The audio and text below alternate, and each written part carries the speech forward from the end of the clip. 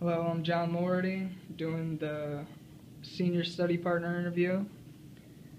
This is, I'm Bill Mahler. he's at the church that I'm doing volunteer work for.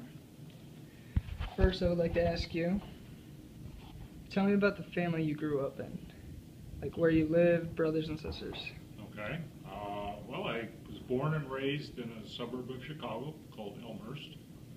I have an older sister, and a younger sister, and a younger brother who has since passed away. We kind of a middle class kind of family. My dad worked as an engineer for General Motors most of the time that I was growing up. And in those days, my mom was a stay-at-home mom. As long as there were kids at home. That's the way it was in those days. So. Are your parents still living? No, both of my parents have passed away. Okay. What did you learn from your parents? Well, what did I learn? And you could talk for like 20 minutes on this one. Well, for one thing, I learned about my Savior, Jesus. Church was a very important part of our lives. We lived half a block from Lutheran church and school, where I went kindergarten through 8th grade. My folks were involved in all kinds of activities at the church, and that was kind of the center of our life. Nice. And I learned to be responsible, and my dad's job at General Motors was to check the blueprints of the other engineers and make sure that they did it correctly. Oh, that's a so big he job. was he was very careful and meticulous, and so you had to do things right. I wouldn't doubt that. He was always checking you, huh? Oh yeah. I don't know how many times I washed some of those windows. See that little spot right there? Yep. Okay. What is your relationship with your siblings today? It's pretty cordial. My older sister still lives in the same town where we grew up. She's lived always within about 10 miles of there, and now she's back in the same town, just a few blocks away from where we grew up. My younger sister lives in Indiana, and she's traveled all over the world. That must be nice. She was worked at. She was a Lutheran school teacher, and worked in Hong Kong for a while. And since they retired, they've done missionary work in India and the Philippines. And so, Nice. my younger brother, he passed away at 48. He had a heart attack. So he's been gone now. He's been gone about 12 years.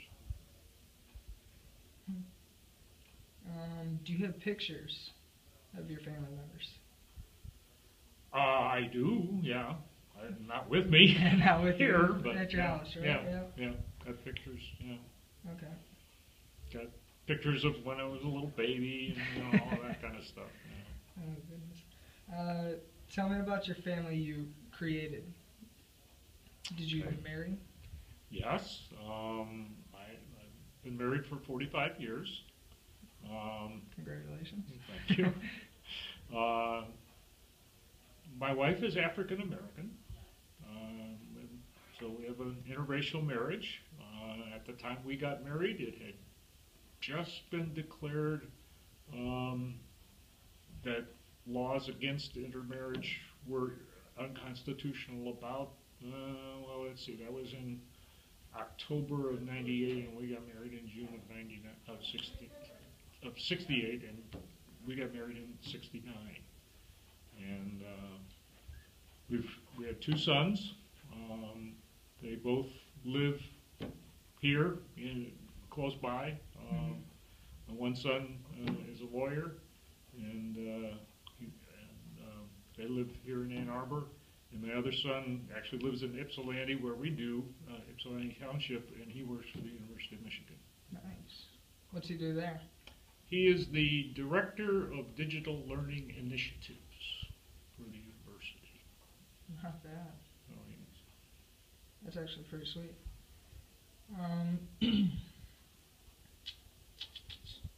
Do you have grandchildren or great-grandchildren? I have 8 grandchildren, no grandchildren, great-grandchildren thus far. That, They're a little too young for that, huh? well, the oldest one, he's 21, so, you know, it's, you know, but it's He's been brought up. Nothing yet. Okay, nice. He's older than me. I'm 20. Youngest one is 6, so quite a range there. Yeah, that is quite a range. What jobs have you had over the years? Well, I've basically been in higher education all my life, my whole career. I started off as a faculty member, and but I then spent some years doing research, and towards the end of my career, I was mostly working as an administrator. I spent 12 years at Ferris State University, in northern part of Michigan, and 12 years at Concordia, and then other places since then. I spent a few years, 5 years at Albion College, and the last 4 years at Kettering University in Flint. So, what did you do at Concordia? Were you the... I came there as a faculty member to head up the psychology program there. Okay. And then after 3 years of full-time teaching, I became the registrar, and I was also responsible for at different times for things like student advising and a whole variety of other responsibilities. Nice. What was good about your work, and what was bad? Well, I for the most part enjoyed what I was doing. I think every job has those aspects of it that you don't enjoy, but you know they're part of the job.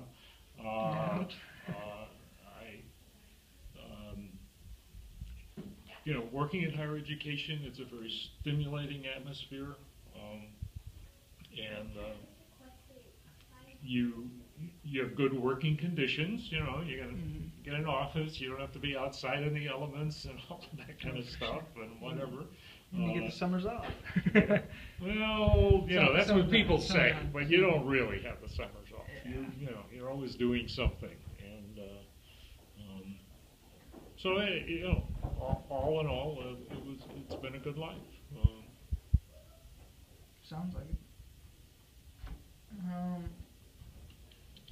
What historical events do you remember during your life? Okay. Well, I remember the assassination of John F. Kennedy. I was in college at the time, and I can still vividly remember I was in my dorm room, and my room looked out over the loading dock for the dorm, and I had had the window open. It was in November, but and I heard a couple guys talking, and saying, "Did you hear? Did you?" And I was like, "Wow!" And back in those days, we didn't have all the electronics that you have today, so if I had to go down to the lounge to see what was going on the TV. And I had a class to go to, and it was an art history class. And I went, and everybody was just kind of walking around, like no didn't know what to do. Yeah. And a bunch of us did show up at the class, and the professor came out and said, "We're not having class today. case you haven't heard. Yeah, I was just about to ask if you guys still had the class. president has been assassinated, and most of us already knew that. But so that was probably the most graphic thing that I can remember in history. A lot of the stuff that was going on with then following that in following years in terms of civil rights movement, the anti-war movement against the Vietnam War. Those were all very important parts of my life. I participated in some of that. I was opposed to the war. Participated in some demonstrations and so forth. In Chicago? No, when I was in graduate school then out in California. Oh, okay. Nice. And then I took a year out of graduate school and went to teach at a college in Alabama, Talladega College, and that's where I met my wife. And so you've been all over, huh? Yeah. Chicago, California, Alabama? Yeah, we've lived... now you're in Michigan. we've lived several different places. Early in my career, we moved around quite a bit. So, we lived on the East Coast for a while, and the West Coast, and in between. Which you like better, East or West? Well, the weather is nice in California, yeah, but it's very expensive to live in the Bay Area. That's where my teacher is from, I believe. Okay. She goes out there to see her kids and stuff like that, and her grandchildren. She talks about it. Okay, yeah. So but the East Coast has some interesting things too. A lot of history and things to go and see and so forth. I don't know. I basically grew up in the Midwest. I guess I'm a Midwesterner. This is where we've lived now for, let's see, what's it been? We came here in '79, so it's been 35 years that we've lived in Michigan. About to be 36. Yeah. That's nice. It's funny that historical event then, President Kennedy was the example on here. Did you learn to drive? If so, how old were you, and who taught you? Yes, I learned to drive. I got my license when I was 16. I went to Lutheran high school, so we didn't have any driver's ed. That was at the public schools. So I took my dad had, not done a whole lot. He didn't believe in doing that. So I took some driving instruction from a private company, but I didn't really learn a whole lot. It was interesting. I can remember when it was like once a week, and the guy would come and come to the house, drive the car, and when I'd get in, he'd say, "Oh, boy, am I glad that you know how to drive." He said, "I've been with some crazy people today." Oh, I bet. Especially being a private guy that just comes once a week. Oh, I don't know if I could do it. Whose car were you driving? Well, for the lessons, we drove the company's car, but after that, then I would drive my parents' car. Chevy station wagon. Yeah, nice. When your dad works for General Motors, you would drive a Chevy. Or oh, for sure. I always got the discounts on those. Did you have any memories or a particular car you drove, and are you still driving it? Oh, yeah. My very first car I bought when I was a senior in college for $75. Wow. It was a Ford Fairlane. It was a little bit, it had been in an accident. It was a little, fender was a little bit not too, but it drove. And, so I drove that for a year. And then I bought a brand new Ford Mustang.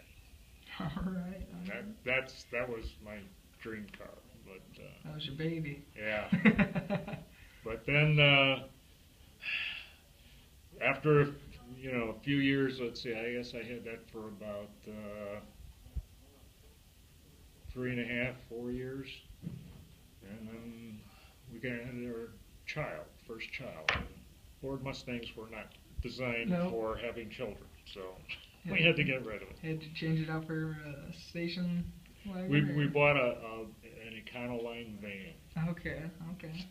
Was that one of those white vans? No, it was blue. It was dark blue. Okay. Yeah. My dad had one of those, but he had a white one.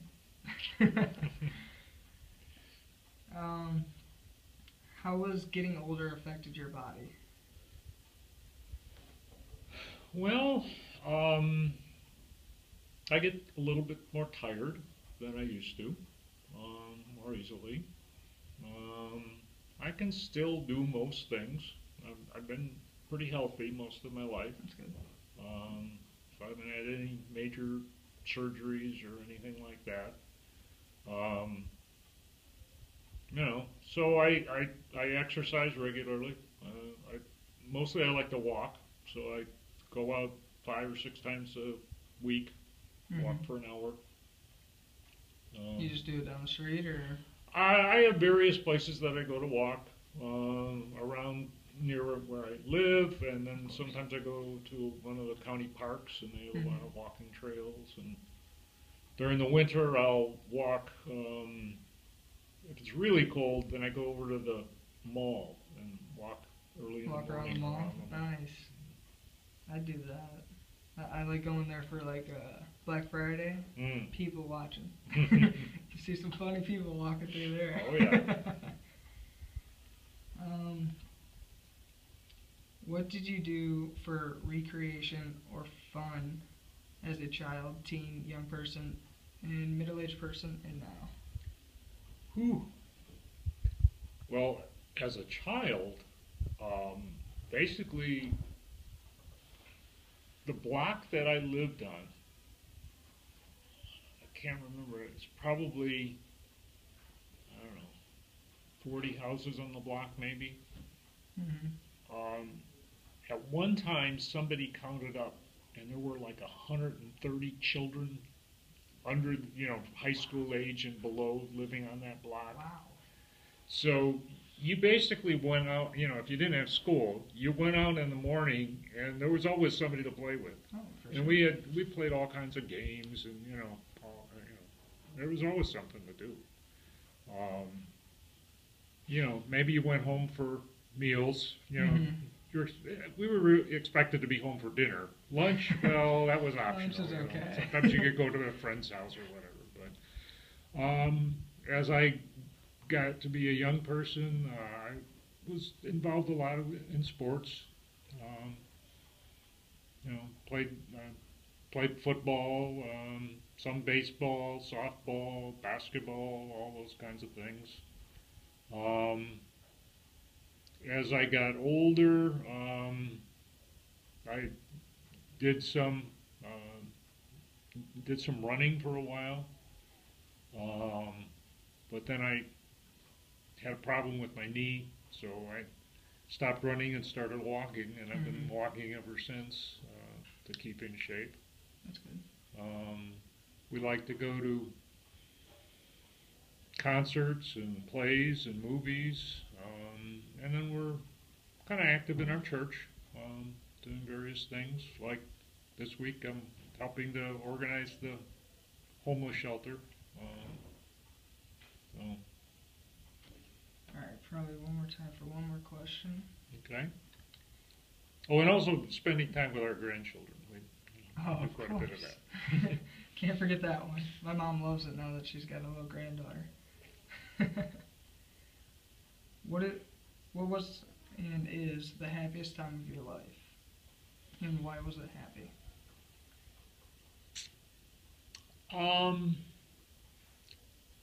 I guess I would have to say while I was in graduate school. The first couple of years I was in graduate school, I was single and shared well, one year I shared an apartment with another graduate student, and then we joined with 3 other guys, and we rented a house, and it was just a very stimulating atmosphere. You know, very interesting times. This was in the late '60s, Mm-hmm. and it was you know, like I say, very stimulating. And then I met my wife, and we got married, and having a child is just a fantastic experience. You know, just it's overwhelming, kind of. Mm-hmm. So you know, not only the education part of it, but you know, probably then it. starting a family. You know, Yeah. meeting my wife and starting a family, it was just, you know, That's the happiest part. yeah. All right. That should be good then. Thank you. All right.